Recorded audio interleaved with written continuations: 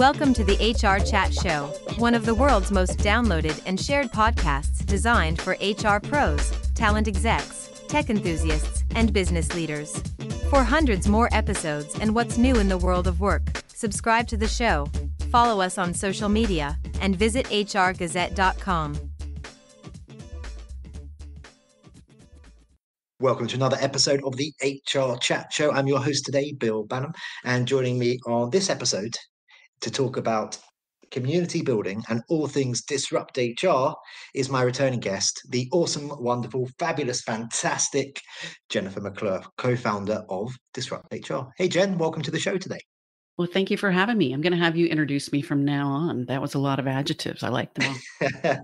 It's been a long time since I've had you on the show, way too long. I guess first question is, how have you been? Life has been good. I think, we all kind of redirected in a lot of ways in 2020 and beyond. But I think as most things in life, sometimes those redirections and challenges create great opportunities and good things. So I'm looking forward to more. For those folks out there who perhaps haven't heard of you, I doubt there are any who haven't heard of you, Jen, but just in case there's one or two, why don't you take a minute or two and reintroduce yourself to our audience? Sure. I spent about almost 20 years in the corporate world as an HR leader and executive in a variety of industries. So did everything from starting up an HR department of one in a small company to leading HR in a larger organization. And then the company that I worked for was sold, which was the goal when I joined, I guess, which I didn't realize at the time, but figured that out within a couple of weeks that we were trying to turn the company around for the purpose of selling it. We did sell it to a Fortune 500 organization, and I found myself without a job for the first time in my life. And really, it was a turnaround situation. It had been a lot of work and heavy lifting, and I was pretty much burnt out on HR and all things employee relations and benefits and working capital and all the things. So I took a turn and went into executive search for about 4 years, working with businesses and organizations to bring C-suite and director and above leaders into their organizations.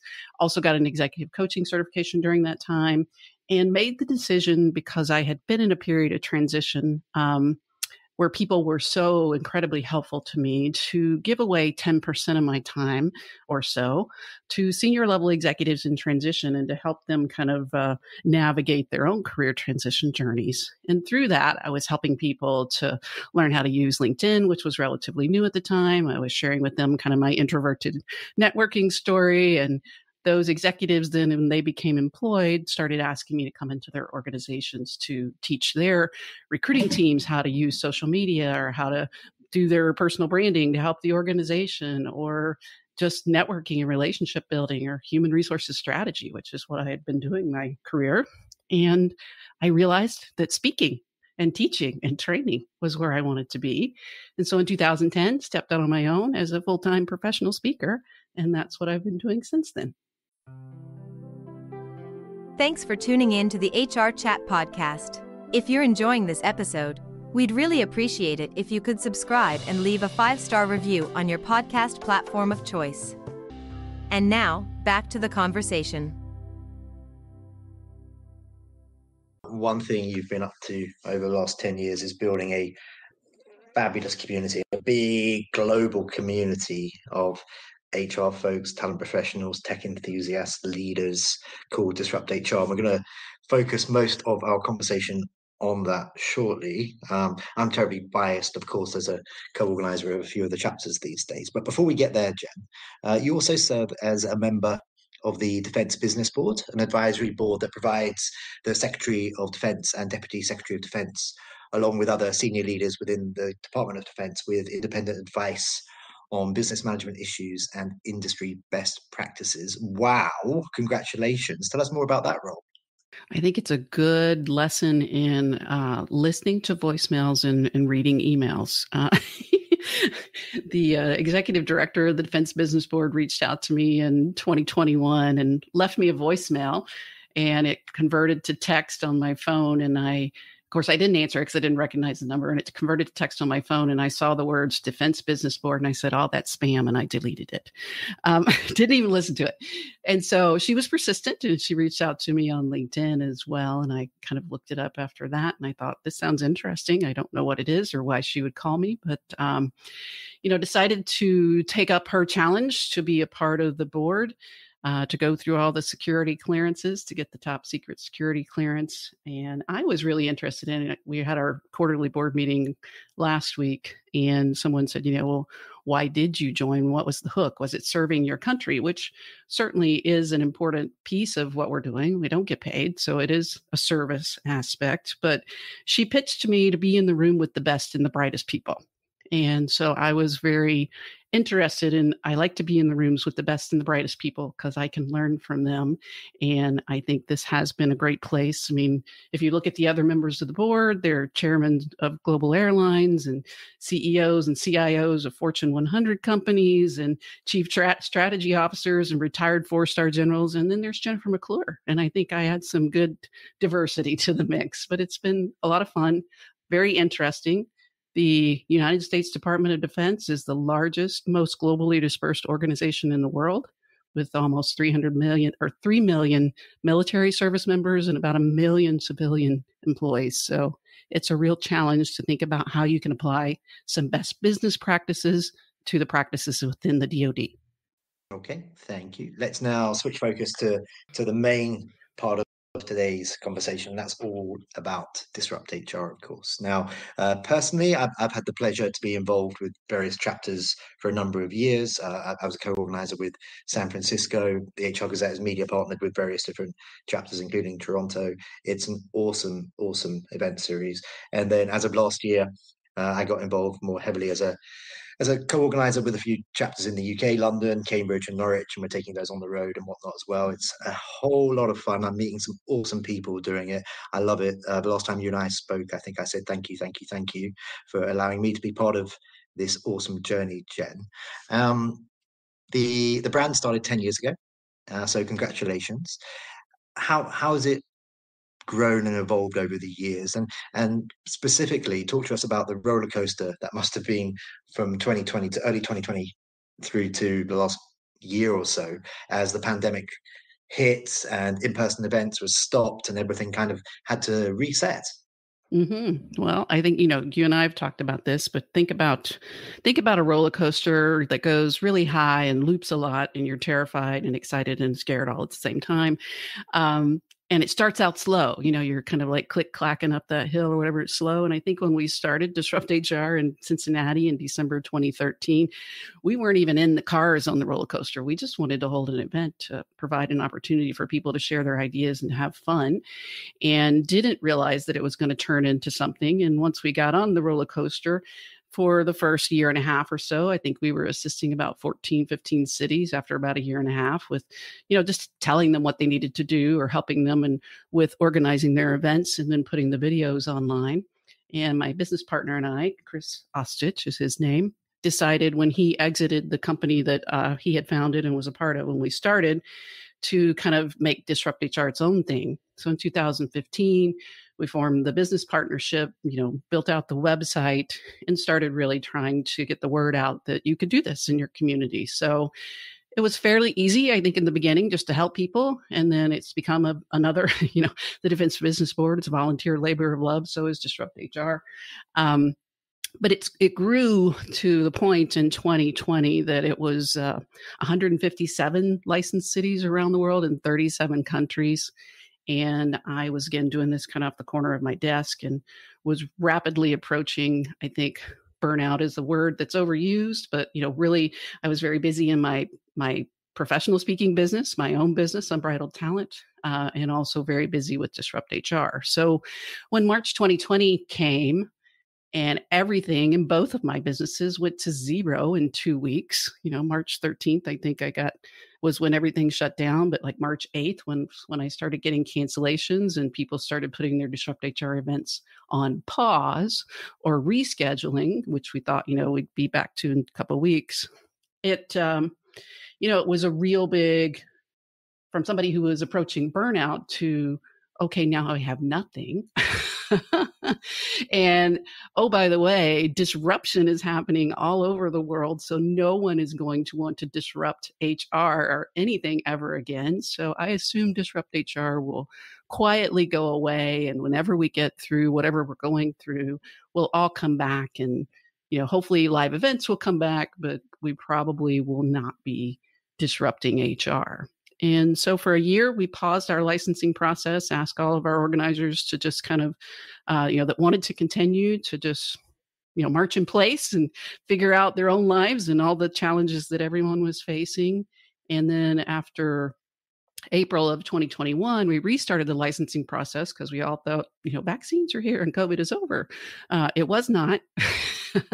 So we had another rocky year or so, but I have been pleasantly surprised, gleeful, in fact, very proud to see that people, I think, now are wanting to disrupt more than ever, and disrupt in the sense of coming together to learn, to have fun in a fun environment, to hear some interesting ideas, to have the opportunity to speak on stage and share their idea.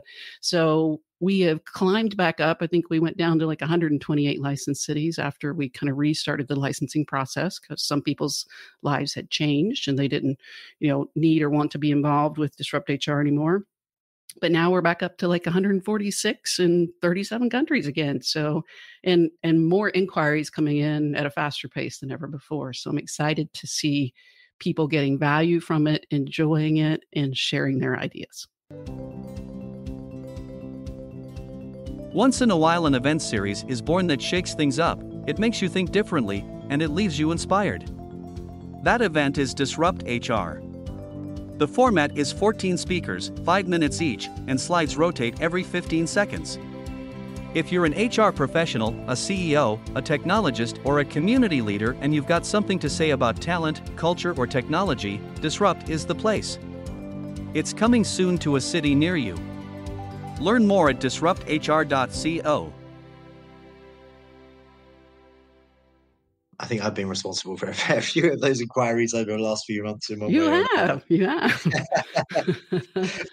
Well, because I believe in the community, and the feedback that I keep getting from the events that I'm hosting is we've missed this, and Disrupt is such an important brand, and you bring different voices, not just big influencers, but new voices too, and that's what makes it different. Okay, so what are some of the best chapters events that you've attended, and why? I'm going to get you to show a bit of favoritism now. Yeah, and I'm going to be like any parent. I'm not going to commit. And the truth is, obviously I haven't been to, we've had, I think over 600 events around the world last time I counted. I haven't been to them all, and I do get feedback, or see social media posts or pictures, and I know that some cities do a really fantastic job. But I can tell you, as someone who has been to probably 20 or more Disrupt HR events outside of my own city, that my favorites, the best ones, are when the organizers are truly committed to putting on an event that is different, because that was our original purpose. Many of us, particularly in human resources recruiting, if you go to your professional association meetings or to conferences or events, they typically start out with whoever's the sponsor of the meeting or the event. They get up and they give a 20-minute talk about why you should use their service. And they're usually not a good speaker. And you're eating your rubber chicken at the table and just waiting for the program to start. And we love sponsors. We need sponsors, but I think there's probably a better way to get them involved. And they're often held in cold hotel conference centers or something like that. So Chris and I, when we first talked about this idea, we said, we want it to be different. We want it to be fun. We want this to be something where people come and bring their friends, even if they're not in HR or recruiting or the people space. We want people to be able to drink beer or have a cocktail. We want people to speak on stage like they talk at work. And that means if they use 4-letter words, so be it. We want people to think of this as fun, unique, and different. And so the best events, I think, are when the organizers truly embrace that. I think over the years, a lot of companies and organizations, which we did not expect, I think, in the beginning, have seen that Disrupt HR events are very popular and are unique. And so they are now the license holders and putting on events, and many of them do a fantastic job of keeping it unique and fun. But some of them maybe don't do as well as others, and they tend to kind of stick to that old school formula, which is not what we think Disrupt HR is about. But I can tell you, the London events are great. You do a great job, Bill. Denver in the United States is just killing it. They've been there since the beginning. Denver was the second licensed city. It's a new license holder, but they have really kind of taken the spirit of Disrupt HR, and their whole team is actively engaged, and they keep it going year round, not just for their couple of events per year. And I'd add shout outs to the Toronto gang. Jeff Wallman, Tim Baker, Rob Catalano, and the gang over there are awesome. The San Francisco gang do a great job. I recently attended Disrupt HR Bristol in the UK. What an awesome event that was. Speaking of cool and unique venues, I was so impressed by that. And at the beginning, Jen, the team who introduced the event started by explaining the nature of the community, how there are going to be a bunch of speakers coming up shortly, but this was a supportive community, and some are newbies. They'll be standing up for the first time, and it's about getting behind those people and showing them your support. And that, for me, is the exact right message. So kudos to the guys over at Bristol. Welcome to the HR Chat podcast, made possible today by Tiger Hall. Now, imagine if knowledge wasn't a power structure, but a shared resource. That's Tiger Hall for you. We're not just another tech company. We're a leap forward, evolving the way organizations operate and learn. Our platform blends insights from global experts with valuable wisdom from your own team members, weaving it into your day-to-day operations. Don't just keep up with change, drive it. Learn more at tigerhall.com. Folks send you and your team all of these hundreds of videos. You've attended, I think you said 20 plus in-person Disrupt HR events. Any particular talks that you've watched online or seen in person that really stood out for you? Well, in the beginning of Disrupt HR, we have, well, as you said, hundreds of talks. There's actually, I think I just counted the end of June 2023. There were like 6,300 and something talks out there online, the videos out there online. And I've uploaded every single one of those, which again, labor of love. And I see the titles and I see the people that are speaking, and some, from the title or the speaker intrigued me more than others. In the beginning, I did try to watch all the videos as I was uploading them. And then, of course, as it got out of hand, I have not been able to do that. But recently I've recommitted. I try to watch at least 2 a day. So maybe at this rate, I'll get through all 6,400, which of course that number continues to grow by the time I die. But I can still go back. I feel in some ways bad that I know there are some undiscovered gems out there where the talk was a great idea, but maybe the speaker, had never spoken before and they were completely nervous, but their idea, that's again, the whole purpose of Disrupt HR, their idea needs to be shared. So I feel kind of responsible for that. And sometimes I do watch a video. It's got like, this morning I watched one that had 8 views. It was fantastic. And that just means that the speakers and the organizers didn't, do a great job of promoting and sharing the video after it came out. The people at the event got to enjoy it, but there's a lot of opportunity, I think, to share those ideas. So to answer your question about my favorite talk, it's hard to do because I haven't seen them all. And I know there's good ones out there, but I can share. It was an event that I wasn't speaking. I was speaking at another conference in Denver, Colorado. Again, Denver was the second city that we licensed. My friend attended our first event in Cincinnati, and she was speaking at a conference in Indianapolis. And I told her she had to drive over, and she did. And then afterwards, she said, "Can I do this in Denver?" And so Mary Faulkner is the first follower, if you've ever watched the video online of the first follower. So I was actually in Denver in 2014, so about a year and a half later, and speaking at a different conference, and they were having their event, and I attended, and a gentleman named Greg Roche gave a talk called Idea, Sex, and Talent Management. And if you go to our Vimeo channel, I still have it as the featured video up at the top.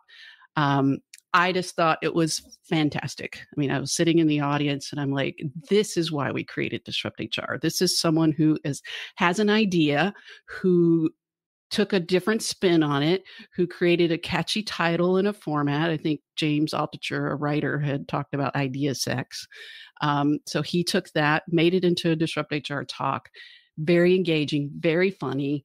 And I just loved it. And I still, think of that when I think of one of my favorite talks. But I also want to caveat that I know there have been times when I've been watching videos that I'm brought to tears, either because the talk was so compelling, and I'm very proud in a sense of that we've provided an opportunity for this person to share their message or their story. And I think the message is impactful.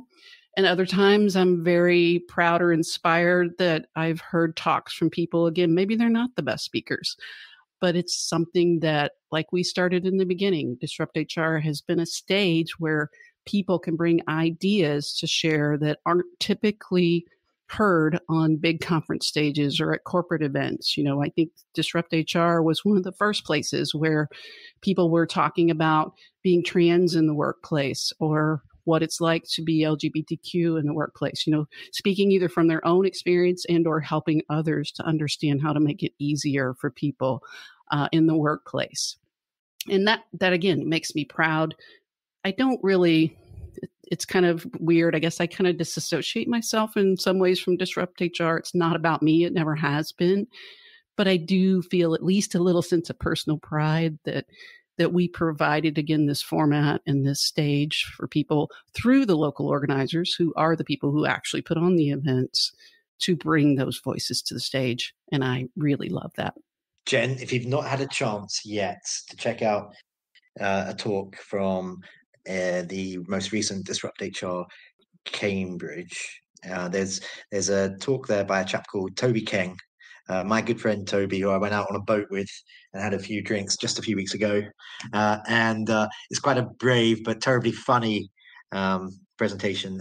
He talks about lessons that he could take to HR people that he learned from taking up wrestling as a hobby. Okay, and during this talk, he slowly takes off his clothes and he passes me the microphone as he says, "Oh, Bill, it's a bit hot in here. Let me take my shoes off." And then he takes his top off. And by the end of the talk, he's there in his spandex in front of the audience, and they're going wild, and there are lots of laughs. So please do check that one out. Toby, kudos to you, my friend, for actually doing it. I will. I think, the constraints of the 5 minute, 20 slide, 15 seconds, which we stole from Ignite, has, over the years caused some people great consternation. There's almost always somebody that you select to speak who's like, okay, I don't want to do 20 slides. My talk's 20 minutes long. You're like, no, can't do that. Everybody's 5 minutes, 20 slides, 15 seconds. That it's like the classic example of the constraints create so much creativity. And I love that. And I will definitely watch Toby's talk, but I watched one yesterday, again, in my quest to watch a couple a day of, I think she was in somewhere in Spokane or something like that. And her talk was about Spanx and something about HR and Spanx. And she did similar. She put on, she talked about her Spanx, and then she put on like a climbing harness and and I've seen people do raps. There have been quite a few where people have either sung a song or used some sort of instrument to accompany their talk. People, it just, again, that's what makes me proud. People have so much creativity. And when you allow them to the space to use that, you'll be pleasantly surprised more often than not. I couldn't agree more. We had a 5 minute poem at Disrupt HR London last year. Oh, fantastic. Yeah. Now then, this next question, I'm pretty proud of it when I was thinking about what I wanted to ask you today. If you could have anyone you wanted, Jen, dead or alive, real or fictional, speak at a Disrupt event, who would they be and why? And feel free to name 2, 3, 4 potential folks. I hope I'm not going to disappoint you with my answer because, when I think about that, there's not a person that I necessarily want to hear from. What the people that I want to hear from, again, are the reason why we created this. And I chafe at the idea when sometimes I see the talks or the videos come in to upload, and all the speakers at the event are SVP of this and CEO of that and founder of this. those are people who are, sharing an idea that, they've shared probably many times before. The ones that excite me, the people that I want to see on the Disrupt HR stage are the people who have an idea that they've never really shared before, or that no one has listened to. And I always say, I love a good, bad Disrupt HR speaker. I love someone who's terrified or who gets up there and just goes with the spirit of the event, and they get behind the time of their slides, but yet they make it fun and funny and they recover nicely. I want to see more of those people. So do I want to hear Barack Obama give a Disrupt HR talk, or pick your favorite, celebrity or speaker? Keanu Reeves. I'm a big Keanu Reeves fan. Keanu can give a talk anywhere, anytime. But I'm much more interested. I'm pretty sure Keanu Reeves or Barack Obama could not give as great an impact at a Disrupt HR event as someone who has a truly interesting, unique idea that they want to share, and they finally challenge themselves to do that on a Disrupt HR stage. Keanu, if you're listening, I'd be open to having you speak at one of the chapters that I get involved with. I will come to that event for sure. Jen, we're running out of time for today. Just a couple more questions for you. So, as you mentioned earlier, Disrupt does continue to expand into new cities and new territories. Why should folks think about getting involved with a chapter? And what's that process look like if people are interested in starting Disrupt in their city? Well, anyone can get involved. I sent someone an email yesterday. They were asking about what does it take to be a Disrupt HR license holder organizer. And I said, qualified. And they said, what does qualified mean? And I said, well, that's a good question. I look you up on LinkedIn. If you're a real person, then you pretty much are qualified, because good ideas don't always come from HR. And many of our license holders aren't HR people, because they've realized this is a great format to bring to their community to get people from the whole business community to come together to share ideas. So I'd encourage anyone, if you have an event in a city near you, to go.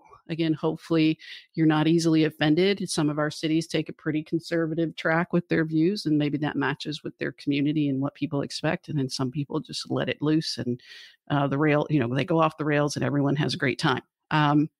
So go check out an event or two. If there's some areas of the world, in the country, in the US in particular, and in the UK, where we have Disrupt HR events within an hour and a half of you, probably multiple cities. So get involved, apply to speak. I always watch at least a few videos before you apply to speak. Maybe go to an event to see if it's a format that you want to challenge yourself to be a part of. And if there isn't a Disrupt HR near you, then why not you? Why not bring it to your city? I love, again, it just excites me when I get an inquiry. We have a form on our website. It says organizer inquiry form. It's right at the top, big yellow button. If you click on that, you can inquire about organizing events in your city. And it just thrills me when I get an inquiry from a place I've never heard of. And I have to look it up on the map and go, this would be amazing. I know a few years ago, got an inquiry from St. Helier, Jersey. And I'm like, I assume Jersey is where the cows came from. And where is this place? And so I looked it up, and I learned a whole thing about its Channel Islands, and it's part of the UK, but it's really not, and all this other stuff. And then I actually got invited to speak at the first, I believe it was, Disrupt HR St. Helier in Jersey. So I got to stand on the beach in Jersey and look out over on France, and I went, this is my life, and I love it. I love that story. So a bit of an HR chat exclusive. I can't get enough of organizing Disrupt HR events. So as of a couple of weeks ago, we signed on for the Buffalo license as well. So watch this space, folks. We will be bringing Disrupt HR back to Buffalo. Jen's patiently waiting on more details of co-organizers. Jen, they will be with you momentarily, I promise. Finally, for today, before we do wrap up, how can our listeners learn more about and connect with you? Sure. If you want to learn more about Jennifer McClure, the professional speaker and executive coach, you can go to unbridledtalent.com. And actually, that's incorrect. You can go there and it will redirect you to jennifermcclure.net. I don't even know my own website address these days. jennifermcclure.net. You can find all things Jennifer McClure. You can connect with me on LinkedIn. Should be the first Jennifer McClure to come up. I'm in Cincinnati, Ohio, and I'm the CEO of Unbridled Talent and Chief Excitement Officer of Disrupt HR. If you want to know more about Disrupt HR, possibly bring it to your city, watch some videos, go to DisruptHR.co. Rock and roll. Well, that just leaves me to say for today, Jen, it's an honor to have you back on the show. Thank you very much for your time. Thank you, Bill, for the opportunity to speak with you today. And listeners, as always, until next time, happy working. Thanks for listening to the HR Chat Show. If you enjoyed this episode, why not subscribe and listen to some of the hundreds of episodes published by HR Gazette? And remember, for what's new in the world of work, subscribe to the show, follow us on social media, and visit hrgazette.com.